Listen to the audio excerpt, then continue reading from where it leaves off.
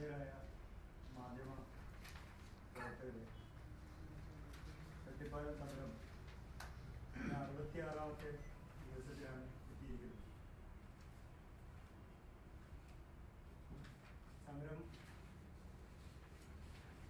കൂടുതൽ ശക്തമായ രീതിയിൽ മുന്നോട്ട് പോകുവാൻ ഉള്ള ആസൂത്രണങ്ങൾ പൊതുജനാരോഗ്യ സംരക്ഷണ സമിതി നടത്തിയിരിക്കുകയാണ്.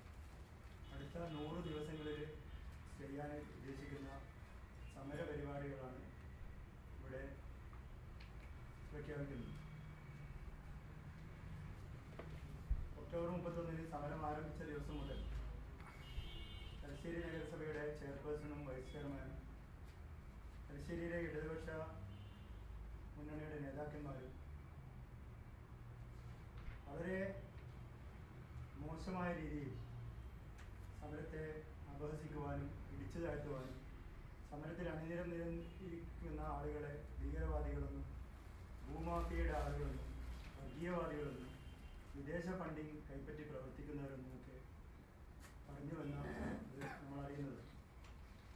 ആ നിലയിലുള്ള ദുഷ്പ്രചാരണങ്ങൾ ജനങ്ങളും മാധ്യമങ്ങളും ഒക്കെ തള്ളിക്കളഞ്ഞപ്പോൾ ഇപ്പോൾ സമരത്തെ പരാജയപ്പെടുത്താനായി സമരത്തിൽ അണിനിരന്നിരിക്കുന്ന, സമരത്തിൽ ഏറ്റവും കൂടുതൽ പങ്കാളിത്തം വഹിച്ചുകൊണ്ടിരിക്കുന്ന അമ്മമാരെ, സ്ത്രീകളെ, വിദ്യാർത്ഥിനികൾ ഉൾപ്പെടെയുള്ളവരെ കള്ളക്കേസുകളിൽപ്പെടുത്തി ജാമ്യം കിട്ടാത്ത വകുപ്പുകൾ ചേർത്ത് ജയിലിലടപ്പിക്കുവാനുള്ള ശ്രമമാണ് ഇടതുപക്ഷ നേതാക്കന്മാരും നഗരസഭയുടെ ചെയർപേഴ്സണും വൈസ് ചെയർമാനും ഇപ്പോൾ ആസൂത്രണം ചെയ്തുകൊണ്ടിരിക്കുന്നത്.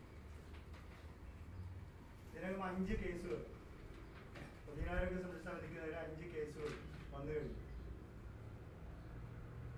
ഒന്നാമത് 6 സ്ത്രീകളുടെ പേരിൽ വന്ന കേസ് തലശ്ശേരി നഗരസഭ ചെയർപേഴ്സന്റെ ചേംബറിൽ കയറി അവരുടെ ഫയലുകൾ വലിച്ചെറിഞ്ഞു, അവരെ ചീത്ത പറഞ്ഞു, ഔദ്യോഗിക കൃത്യനിർവഹണത്തിന് തടസ്സം വരുത്തി, ബഹളം വെച്ചു എന്ന് പറഞ്ഞുകൊണ്ടുള്ള 6 വകുപ്പുകൾ ചേർത്തുകൊണ്ടുള്ള കേസ്. ആ സംഭവം നടന്ന ദിവസം പുന്നൂർ പ്രദേശത്തെ സ്ത്രീകൾ 25ലധികം അപേക്ഷകൾ തയ്യാറാക്കി തലശ്ശേരി നഗരസഭയിൽ സമർപ്പിക്കാൻ വേണ്ടി ചെന്ന ദിവസം